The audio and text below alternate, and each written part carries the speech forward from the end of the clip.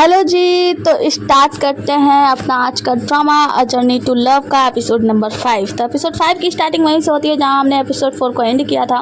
Episode 5 के starting में हम देखते हैं कि लो टोंगवान उस लड़की से कहता है, तो क्या तुम वार्मिलिन गार्ड से नहीं हो?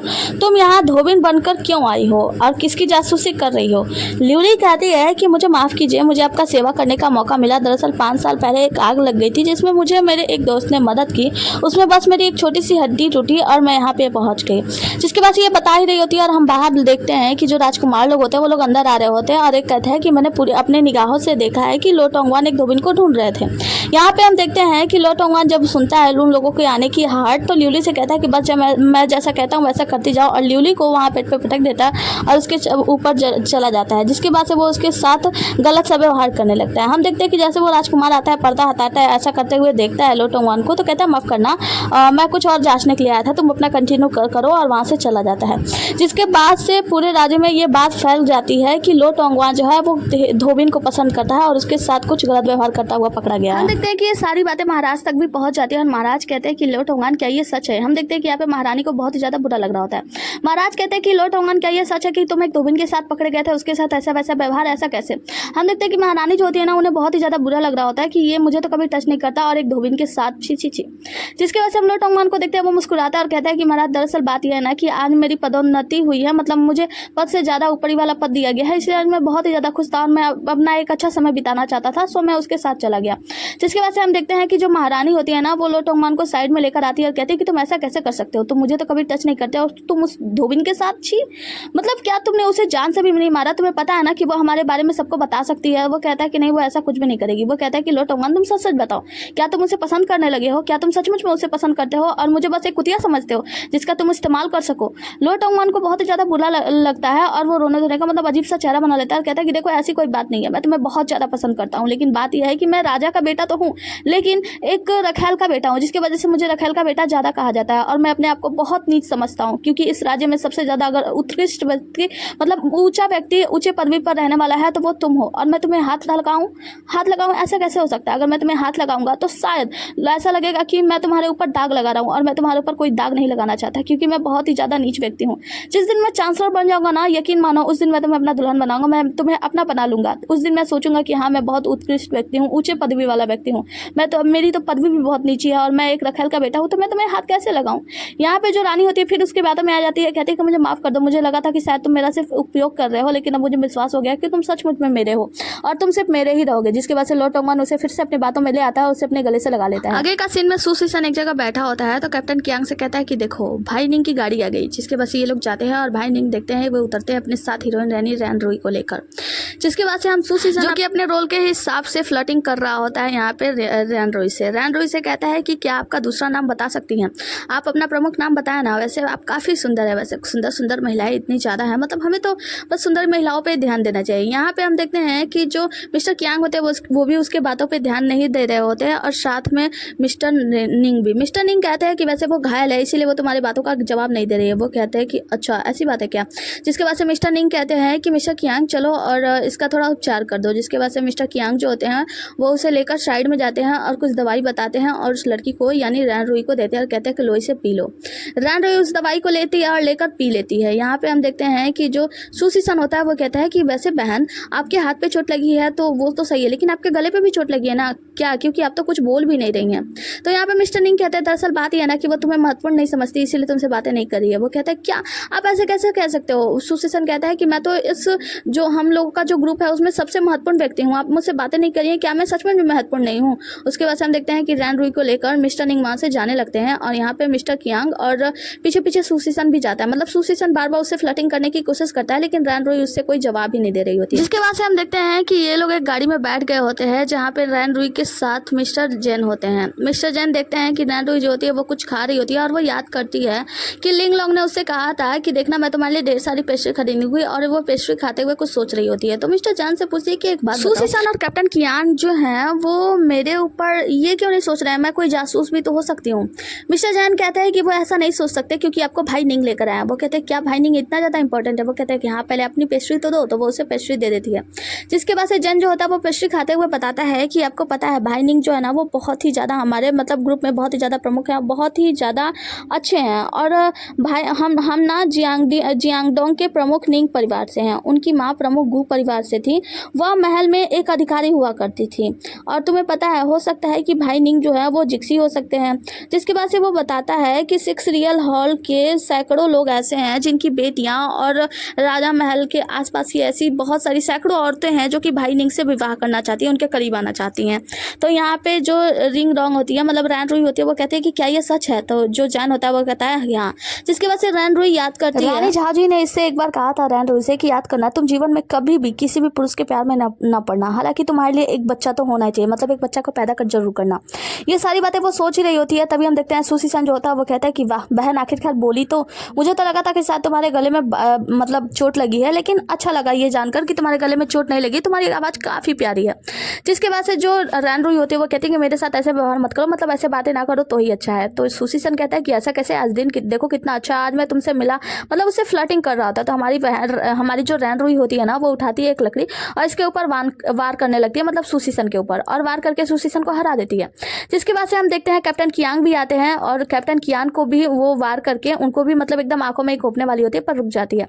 कहती है कि चलो अभी स्टार्ट करते हैं। कैप्टन कियांग वहाँ पे बैठ जाते हैं और हम देखते हैं कि कैप्टन कियांग का कपड़ा ना रैन रुई के उस लकड़ी से ही फट गया होता है। कैप्टन कियांग अपने उस कपड़े को देखते हैं तो पता चलता है कि जो रैन रुई है ना, वो बहुत ही ज़्यादा अच्छी मार्शल आर्टिस्ट है। ये सब जानकर यहाँ पे हम देखते हैं कि जो सूसी सन होता है वो भी थोड़ा डर जाता है कि भाई इसे तो थोड़ा डर कर रहना होगा। रैन रुई उसके सामने हाथ करती है तो जो सूसी सन होता है वो उसे शराब की बोतल दे देता है और रैन रुई उसे पीने लगती है। जिसके बाद से ये लोग फिर आगे का मतलब सफर स्टार्ट करते हैं। जन जाता है किन के पास और कहता है कि भाई आपको नहीं लगता ये लोग लड़ाई कर रहे हैं? तो यहाँ पे किन बताता है कि हाँ लड़ाई तो कर रहे हैं। तुम्हें पता है कि जब कोई नया भेड़ियों के झुंड में शामिल होता है ना, तो उसे अपना वर्चस्व बनाए रखने के लिए ये सब करना पड़ता है। जिसके बाद से वो कहता है जन कि हाँ तुम सही कह रहे हो भाई, तुम प्रमुख भेड़िया हो और जो भाई कियांग है वो मतलब वो भेड़िया है जिनको मार्शल आर्ट आता है और मैं एक छोटा भेड़िया हूँ। लेकिन सन के बारे में क्या? तो यहाँ पे भाई कियांग जो मतलब मिस्टर कियांग होते हैं वो कहते हैं कि सन एक वैसा भेड़िया है जिसके अंदर कोई गुण नहीं है। तो सन कहता है कि क्या बिना गुणों वाला भेड़िया? ऐसा हो ही नहीं सकता, तुम्हें पता है मैं सबसे हैंडसम भेड़िया हूँ। आगे हम देखते हैं कि जो मिस्टर निंग होते हैं ना, वो रैन रुई को लेकर आते हैं और राजकुमारी के सामने उनका परिचय कराते हैं। कहते हैं कि ये रैन रुई है जो कि आज से आपकी टीचर है।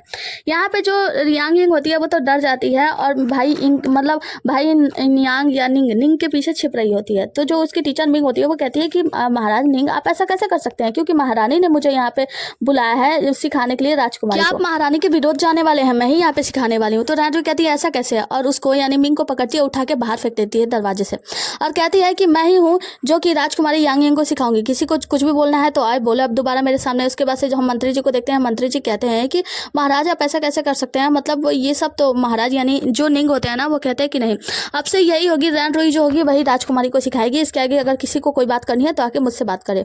जिसके बाद से हम राजकुमारी यांग यिंग को देखते हैं, वो कहते हैं कि हाँ मैं भी इन्हीं से सीखना चाहती हूँ, मतलब मैं भी रैन रुई जो है इसी से मतलब इसी को अपना टीचर बनाना चाहती हूँ। जिसके बाद से रैन रुई को देखते हैं कमरे में बैठी होती है और जो राजकुमारी होती है उसके लिए चाय लेकर जाती है।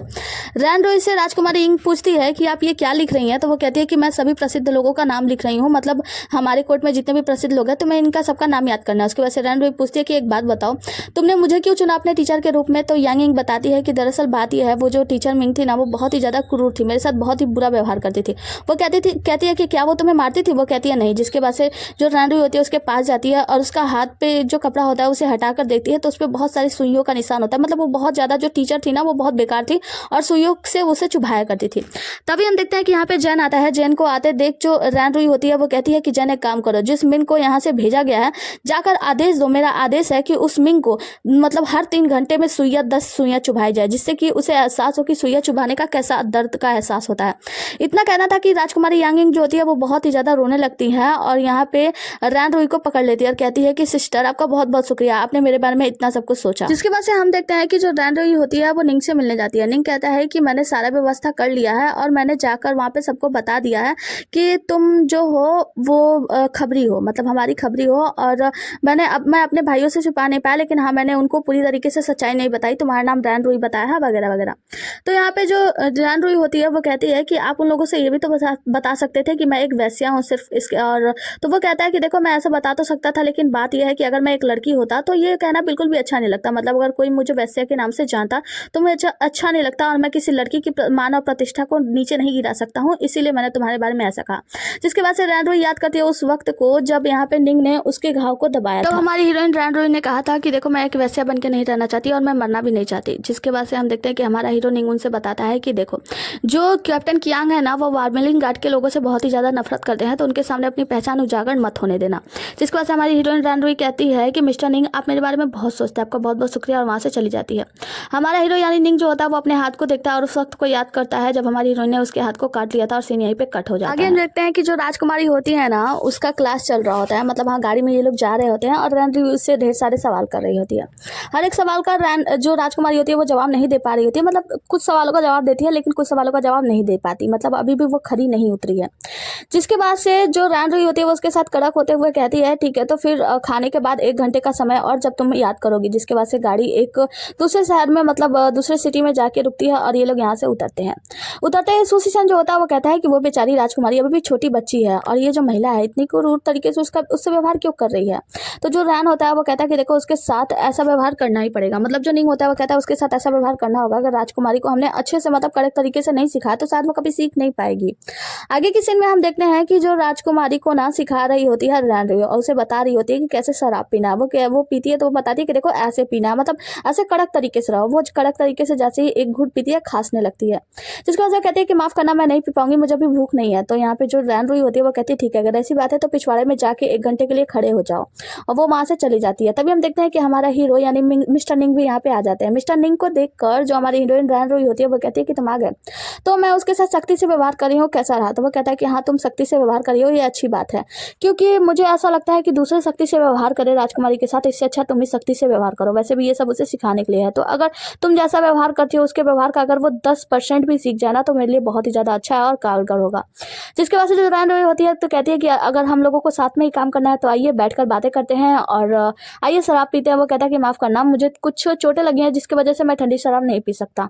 तो वो कहती है ऐसी बात है, तो शराब का वो जो बर्तन होता है वो उठाती है और मिस्टर निंग के पास जाती है, उनका हाथ टच करती है, मतलब सहलाती है और कहती है ठीक है, मैं आपके लिए अभी गर्म करके लाती हूँ, चली जाती है। हम देखते हैं कि मिस्टर निंग जो होते हैं ना, उनका पूरा शरीर सहम जाता है, मतलब वो सहम जाते हैं और चौंक जाते हैं। जिसके बाद से हम देखते हैं कि यहीं पे सुशीसन आता है और वो हाथ टच करते हुए देख लिया होता है। तो मिस्टर निंग से कहता है कि वो आपका, मतलब इशारों में बात कर रहा था कि वो आपका हाथ टच करके चली गई और आप ऐसे सहमे खड़े रह गए। वो कहता है, वो भी इशारे में बोलता है कि अगर किसी को ये सारी बातें बाहर पता चली तो मैं तुम्हारा सर धड़ से अलग कर दूंगा, मुंह घुमाओ, चले जाओ यहाँ से। जिसके बाद से सुशीसन वहाँ से चला जाता है। आगे किसी में हम राजकुमारी को देखते हैं जो कि खड़ी होती है।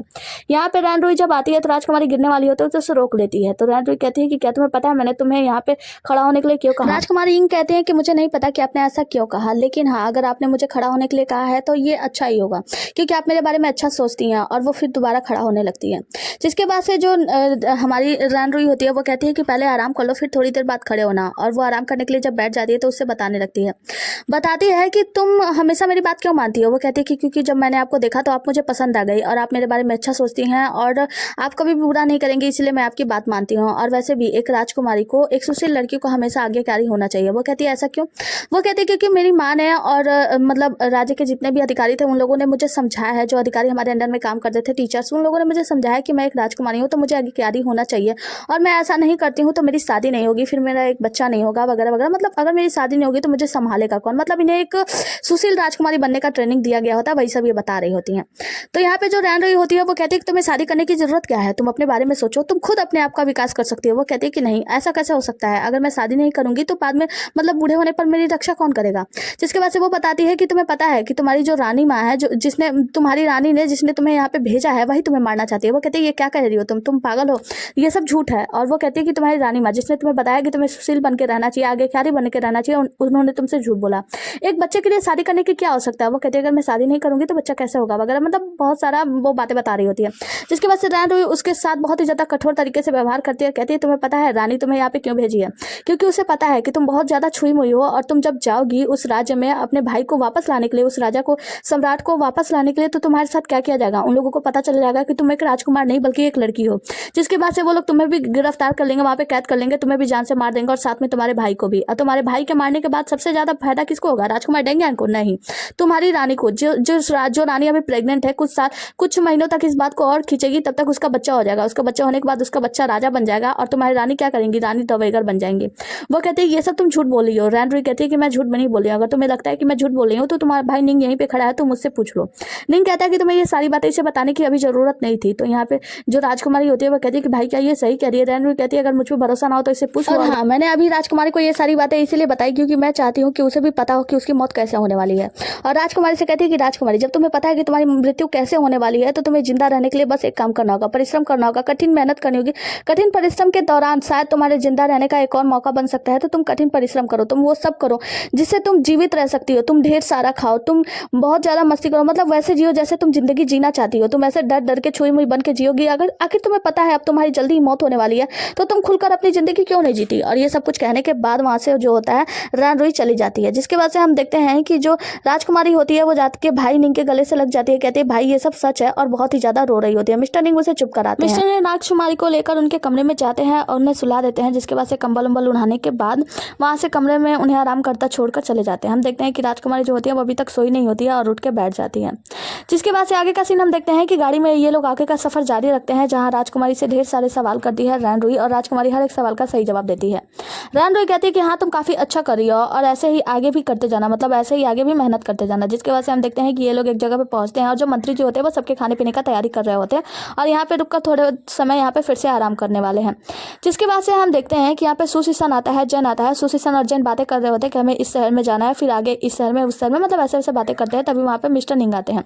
मिस्टर निंग के साथ जो होता है रैनरुई होती है, तो रैनरुई को देखकर मिस्टर सुशीसन जो होता है उसके ऊपर फिर से फ्लर्टिंग करने लगते हैं। तो यहाँ पे मिस्टर निंग जो होते हैं वो कहते हैं कि अपना मुंह बंद करो, ऐसे फ्लर्टिंग करना सही बात है क्या। तो यहाँ पे सुशीसन कहते हैं कि वाह महिला वाकई में इतनी ज़्यादा खूबसूरत है, तो ये तो जाहिर सी बात है कि मतलब मैं फ्लर्टिंग तो करूंगा ही। जिसके बाद हम देखते हैं कि राजकुमारी यहाँ पे आती है और कुछ नौकर जो होते हैं उन्हें हाथ पकड़ के लेकर आते हैं। सुशीसन कहते हैं कि क्या बात हो गई। तो जो राजकुमारी होती है वो आकर मतलब रैनरुई के कान में बताती है कि मुझे आपसे कुछ बात करनी है। दरअसल बात यह है ना कि महल में मेरा पीरियड्स थोड़ा देर आता था, लेकिन अभी बहुत जल्दी मेरे पीरियड्स आ गए हैं। मुझे पता नहीं क्या करूं और मेरे पास कोई कपड़े भी नहीं है और यहाँ पे सभी पुरुष है, तो मैं सबसे क्या बात करूं। तो आप मेरे लिए कुछ मदद कर सकती हैं क्या, मेरे लिए कुछ पैड ला सकती हैं। वो कहती है हाँ ठीक है, तो फिर तुम बाथरूम की तरफ जाओ, मैं अभी जाती हूँ। जिसके बाद से जो रैनरुई होती है वो जाकर सुशीसन से कहती है कि मुझे एक घोड़ा चाहिए और सुशीसन उसे लेकर चला जाता है घोड़ा देने के लिए। जिसके बाद से राजकुमारी जाती है अंदर बाथरूम में और कहती है कि आप लोग यहीं पे इंतजार करो, और अंदर चली जाती है। आगे की सीन में हम देखते हैं कि एक आदमी से कहती है कि हाथ धोने के लिए मेरे लिए कुछ पानी लेकर आओ, और आगे हमें दस्तरखान का सीन दिखाया जाता है जहाँ पे हम देखते हैं कि सभी लोग खाना खा रहे होते हैं और वहीं पे राजकुमारी भी होती है। लेकिन राजकुमारी के पेट में जोर से दर्द होने लगता है। तो सभी लोग पूछते हैं कि राजकुमारी आप ठीक तो हो ना। वो कहती है कि नहीं, दरअसल बात यह है मेरी तबीयत कुछ ठीक नहीं है, तो मैं यहाँ से जाना चाहती हूँ, और वहाँ से उठ के जाने लगती हैं। तो सभी लोग खड़े हो जाते हैं, कहते हैं कि राजकुमारी की तबीयत ठीक है ना, मैं मिस्टर कियांग से बात करता हूँ, वो आपको देख लेंगे। वो कहते हैं कि नहीं कुछ ज़्यादा नहीं है, और जाकर अपने कमरे में लेट जाती हैं। जिसके बाद से हम देखते हैं कि राजकुमारी अपने कमरे में लेटी होती हैं। तो मिस्टर निंग उनके पास आते हैं और कहते हैं कि आप ठीक तो हो ना, क्या हुआ, मैं मिस्टर कियांग को बोल दूँ आकर आपके लिए कुछ दवाई बना दें। राजकुमारी कहती है कि नहीं मैं ठीक हूँ, दरअसल मेरे पेट में थोड़ा सा दर्द हो रहा है। राजकुमारी कहती है कि भाई निंग टेबल में ये जो पानी पड़ा हुआ ना, ये शहद का पानी, आप मुझे इसे दे दो, मैं पीकर ठीक हो जाऊंगी। और हाँ देख लेना ये जरा गर्म तो नहीं है। वो जब पानी ढालते हैं तो वो कहते हैं जरा चख के तो देखो ये गर्म तो नहीं है। तो भाई निंग जो होते हैं वो पानी को थोड़ा सा टेस्ट करते हैं, कहते हैं कि ये इतना मीठा क्यों है। वो कहते हैं कि अच्छा अभी भी ये बहुत ज़्यादा गर्म है, आप अभी रख दो, मैं थोड़ी देर बाद पी लूंगी। जिसके बाद से जो भाई निंग होते हैं वो यहाँ से चले जाते हैं। जब मिस्टर निंग बाहर निकलते हैं तो हम देखते हैं कि उन्हें बेहोशी छाने लगती है, मतलब वो अचानक से दरवाजे के पास जाके बेहोश हो जाते हैं। हम देखते हैं कि मिस्टर निंग जैसे ही बेहोश हो जाते हैं ना, यहाँ से राजकुमारी बाहर निकलती है और हमें पता चलता है कि ये तो राजकुमारी की एक चाल थी। सीन यहाँ से कट होता है। आगे की सीन में हम देखते हैं कि मिस्टर निंग बेहोश होते हैं और जैसे इन्हें होश आता है यहीं पे रैनरुई बैठी होती है, कहती है कि तुम्हें होश आ गया। मिस्टर निंग कहते हैं कि हाँ, और ये सब क्या है। तो वो बताती है कि तुम्हें पता है ये सब राजकुमारी की चाल है, और तुम देख सकते हो कि राजकुमारी इतनी ज़्यादा मतलब वो उद्यमी कैसे हो गई, क्योंकि वो तो पहले बहुत ही ज़्यादा डरी डरी छुई मुई हुआ करती थी। जब मैंने उससे बताया कि रानी माँ उसे मारना चाहती हैं और उसका भाई जो राजकुमार है डेंगयान वो भी बुरा है, तो देखो उसने क्या किया, उसने तुम सभी को जहरीला पदार्थ पिलाया जिससे सभी लोग होश में, मतलब कोई भी होश में नहीं है, और साथ ही तुम्हें ऐसी औषधि दी जिससे कि तुम अभी तक बेहोश पड़े थे और अभी तुम्हें होश आया है। जिसके बाद से वो कहता है कि ये सब फिर क्या। वो कहती है कि मतलब जो मिस रैनरुई होती है वो बताती है कि राजकुमारी जो है ना वो तुम सभी को बेहोश करके यहाँ से महल की ओर भाग गई है सच्चाई का पता लगाने के लिए कि क्या ये सब सच है या नहीं। तुम्हें पता है उसने मुझे अपने काम में फंसा दिया कि मुझे यहाँ से बाहर जाना है कुछ सामान लेने के लिए, और बड़ी ही चालाकी से उसने तुम सभी को नशीली औषधि खिला दी। मतलब जब तुम लोग खाना खा रहे थे और पी रहे थे तो तुम सभी लोग नशीले पदार्थ पी रहे थे, जिसकी वजह से सभी लोग अभी तक बेहोश हैं, और सिर्फ वो राजकुमारी है और मैं हूँ जो हम दोनों होश में हैं। राजकुमारी तो भाग गई और मैं यहाँ पे बच गई क्योंकि मैं वहाँ से निकल गई थी मैंने कुछ खाया पिया नहीं था इस वजह से। जिसके बाद से जो ये होती है उसके पास जाके बैठ जाती है और कहती है कि तुम मेरी कहानी सुनना चाहोगे, मैं तुम्हें बताना चाहूँगी अपने बारे में। जिसके बाद से वो बताती है कि तुम्हें पता है मैं वार्मिलिन गार्ड को बेच दी गई थी। जब मैं बहुत छोटी थी तो कुछ लोगों ने मुझे वार्मिलिन गार्ड को बेच दिया था, और वही जो जिसने मुझे वार्मिलिन गार्ड को भेजा था, मैंने उसी के बारे में तुम्हें पता लगाने के लिए कहा है। और वही एक महिला है जिसने महारानी की हत्या की, मतलब रानी झाओ जी की। तो यहाँ पे जो मिस्टर निंग होते हैं वो कहते हैं क्या झाओ जी को तुमने नहीं मारा? वो कहती है कि नहीं। मैं उसे क्यों मारती बोला? क्योंकि मैं तो उसे अपनी माँ समझती थी, वो मुझे बहुत ज़्यादा प्यार करती थी, वो मेरी बड़ी बहन की तरह थी। और मैं रानी झाओ जी को बचाने के लिए उस आग में गई थी जहाँ पे रानी झाओ जी ने इसे मतलब रैन रुई को बताया था उस वक्त कि देखो तुम्हें यहाँ से बच के जाना होगा, और कभी भी तुम किसी भी पुरुष से प्यार में मत पड़ जाना, क्योंकि कोई भी पुरुष अच्छा नहीं होता, लेकिन हाँ तुम्हारा अपना एक बच्चा तो होना ही चाहिए। यहाँ पे रैन रुई बताती है कि उस वक्त मतलब तब मेरा नाम रैन सिंह था, और उसी आग में मेरी रानी झाओ जी की मृत्यु हो गई, जिसकी वजह से मैंने सबको दिखा दिया कि रैन सिंह जो है वो मर चुकी है। मतलब मैंने उसमें अपने मौत का नाटक किया और मैं वहां से भाग गई। वहां से भागने के बाद जब मैं सेंगझोउ राज्य में पहुंची, वहां पे एक महिला थी जिसकी बेटी की अभी अभी तुरंत मौत हुई थी कुछ समय पहले वार्मिलिन गार्ड में, और उसने मुझे गोद ले लिया और मैं उसके साथ काम करने लगी। सेंगझोउ में वहां पे कुछ लोग आए जिन्होंने वार्मिलिन गार्ड में भर्ती के लिए और वेश्यावृत्ति के लिए कुछ लड़कियों का चुनाव किया, जिसमें मेरा भी चुनाव किया गया। मैं उस वक्त मुझे सब कुछ याद था कि मैं रिन सिन हूँ, लेकिन मैं उस वेश्यावृत्ति में वापस इसलिए आई क्योंकि मैं पता लगाना चाहती थी कि रानी झुओ जी की मौत का कारण कौन है। इसीलिए मैं दोबारा से वार्मिलिन गार्ड में भर्ती हो गई, और मैं यहाँ पे सिर्फ अपने महारानी के बारे में पता लगाने के लिए आई थी। और साथ ही मुझे ये भी याद है कि रानी झुओ जी ने कहा था कि मुझे एक बच्चा चाहिए, मतलब एक बच्चा होना चाहिए मेरे साथ जो मेरा बुढ़ापे में मेरा सहारा बने, तो मैं उस चीज़ के लिए पूरा करना चाहती हूँ। और वो नाम बताती है कि मैं अपने बच्चे का जो नाम है वो सैंग युवानझोउ रखना चाहती हूँ। तो वो कहता है कि सैंग युवानझोउ ये तो अच्छा नाम है, लेकिन तुम्हें नहीं लगता कि ये नाम मुझसे कुछ मिला हुआ है? वो कहती है कि हाँ नाम तो तुमसे मिला हुआ होगा, क्योंकि आखिर तुम ही तो उसके फादर हो गए ना। तो वो कहता है क्या मतलब है तुम्हारा? नशे में तुमने मेरा इस्तेमाल तो नहीं किया? वो कहती है कि नहीं, मैंने अभी तक तुम्हारा इस्तेमाल तो नहीं किया, लेकिन हाँ मैं करना चाहती हूँ। मैं चाहती हूँ कि जो मेरा बच्चा हो ना वो तुम्हारी तरह चालाक हो, इसीलिए मैं तुमसे एक बच्चा चाहती हूँ। वो कहता है कि लेकिन मैं ऐसा नहीं कर सकता, तुम्हें पता नहीं है, लेकिन जो मंत्री ली जोंगनान है ना, उसने मुझे एक जहर दी है, जिसके जहर का मतलब मारक औषधि मुझे 10 दिनों के अंदर लेना होगा, और 7 दिनों में वो जहर तो बहुत ही ज़्यादा बढ़ जाता है। तो अभी 10 दिन पूरा नहीं हुआ, जब मारक औषधि ले लूंगा तब मैं तुम्हें इसके बारे में बताऊंगा। और देखो ये सब अगर जो कुछ भी है ना वो सब मैं अपने प्रेमिका के साथ ही करना चाहता हूँ जिससे मैं प्यार करता हूँ, लेकिन मैंने अभी तक किसी से प्यार किया नहीं है। वो कहती है कि देखो मैं एक वैश्या हूँ, तो मुझे अच्छे से पता है कि मर्दों को कैसे रिझाना है, और साथ ही और प्यार व्यार वो सब तो हो ही जाएगा, तुम इसकी चिंता मत करो। और उसे बहुत ही ज़्यादा सेड्यूस करने लगती है। हमारा जो हीरो होता है वो उससे दूर भाग रहा होता है, कहता है कोई मुझे बचाओ इस महिला से, ये बहुत ही ज़्यादा उदंडी होती जा रही है। हमारा हीरो नहीं होता है, वो कहता है कि देखो मुझे जो जहर दिया गया है ना उससे प्रभाव से तुम्हारा बच्चा मतलब सही कुशल नहीं होगा, और वो हो सकता है आधा अधूरा पैदा हो, तो तुम्हें ऐसा नहीं करना चाहिए। वो कहती है कि नहीं देखो मैं एक शेरनी हूँ, और वैसे भी तुम्हारा खून और तुम्हारा जीन जो है ना वो बहुत ही ज़्यादा अच्छा है, तो मुझे एक अच्छा और स्वस्थ बच्चा ही पैदा होगा, मुझे पूरा विश्वास है। और चिंता मत करो, मेरे शरीर के अंदर ऐसी ऐसी जहर है ना, ऐसी ऐसी दवाएं हैं जिसकी वजह से तुम्हारे जहर का कोई असर ही नहीं होगा, और मैं एक शेरनी हूँ तो एक अच्छा शेर का बच्चा पैदा करूंगी। वो कहता है कि देखो जाहिर सी बात ये है ना कि मैं शेर नहीं हूँ, तो मेरी बात समझो, मैं तुम्हारे साथ ऐसा कुछ भी नहीं कर सकता। मैं वादा करता हूँ तुमसे, मैं वादा करता हूँ कि 10 दिन के बाद जब मैं इसकी मारक औषधि ले लूंगा तो मैं तुम्हें बच्चा देने के बारे में सोचूंगा, लेकिन प्लीज प्लीज अभी मेरा ऐसा मतलब मेरे साथ ऐसा कुछ भी मत करो। वो बस उसके कपड़े खोल रही होती है, कहती है कि नहीं मुझे करने दो, क्योंकि मुझे एक बच्चा चाहिए और मुझे अपनी महारानी मतलब रानी का जो बात है, जो वादा है उसे पूरा करना है, तो मुझे ये काम करना ही होगा। वो कहता है कि देखो मैं तुमसे वादा करता हूँ, सच मुझे कह रहा हूँ, मैं तुमसे वादा करता हूँ कि जब मैं मारक औषधि ले लूंगा इस जहर का तो मैं तुम्हें बच्चा देने की पूरी कोशिश करूंगा, लेकिन उसके पहले तुम मेरा प्लीज ऐसे कोई फायदा मत उठाओ। वो कहती है उठाने दो ना, मतलब उसे बहुत ही ज्यादा सेड्यूस कर रही होती है, लेकिन जो हमारा हीरो होता है वो तो मतलब बहुत ही ज्यादा डर भी रहा होता है कि अभी ये मेरा फायदा उठा लेगी तो क्या होगा। उसके बाद से वो कहता है कि ठीक है, तो वो कहती है कि ठीक है मैं तुम्हारी बातों पर विश्वास करने के लिए तैयार हूँ, लेकिन मेरे पास ये दवाई है, इस दवाई को खा लो जिसके बाद से मैं तुम्हारी बात को मान जाऊंगी। वो कहता है कि हाँ हाँ क्यों नहीं, और आकर देता है, और हमारी हीरोइन उसको दवाई को खिला देती है, और वो फटाक से दवाई खा के उसे दिखाता है कि देखो मैंने पूरी दवाई खा लिया। उसके बाद से वो कहता है अब मेरी मारक औषधि दे दो जिससे कि मैं होश में आऊँ, मेरे हाथ पैर चलने लगे और मैं जाऊँ अपने भाइयों को जगाने के लिए। वो कहती है हाँ क्यों नहीं, और पानी लेकर आती है, कहती है कि तुम्हारी मारक औषधि इस पानी में है, और वो कहता है क्या नहीं, तब उतने देर में वो उसके ऊपर पानी फेंक देती है, और हमारा हीरो पूरी तरीके से भीग जाता है और कहता है ये औरत बिना, जिसके बाद से हमारी जो हीरोइन होती है वहां से चली जाती है, और जो हमारा हीरो होता है वो तो सन्न हो जाता है कि मतलब ये कैसी लड़की है। इसी के साथ ये ड्रामा ये मतलब ये एपिसोड यहीं पे खत्म होता है। मिलते हैं अगले एपिसोड में, तब तक के लिए बने रहिए हमारे साथ। Tata bye bye, take care. सच में बताओ ये एपिसोड ना बहुत ही ज्यादा एक्साइटिंग था, तो तुम लोग भी देखना एक बार, मतलब इंग्लिश सबटाइटल में है, देखना मजा आएगा। Bye bye.